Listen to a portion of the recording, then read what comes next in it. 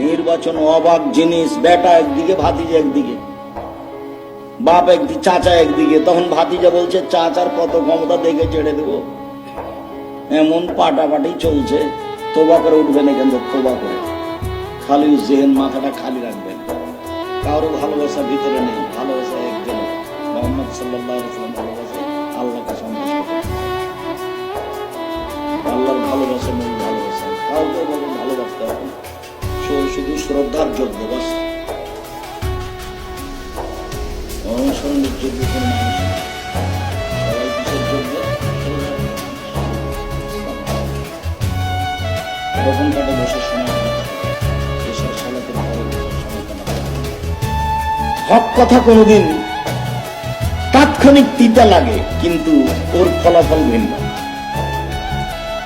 হক কথা যতই শক্ত হোক। বিমানবন্দর আমি ঢুকছি, তো ঢুকে বসতে যাব, চট করে একটা মেয়ে মানুষ দাঁড়িয়ে বলছে আসসালামু আলাইকুম, আপনাকে আমি আমার জীবনের চেয়ে বেশি ভালোবাসি। কেমন কথা বললেন? তোমার জীবনের চেয়ে আমাকে বেশি ভালোবাসো মানে?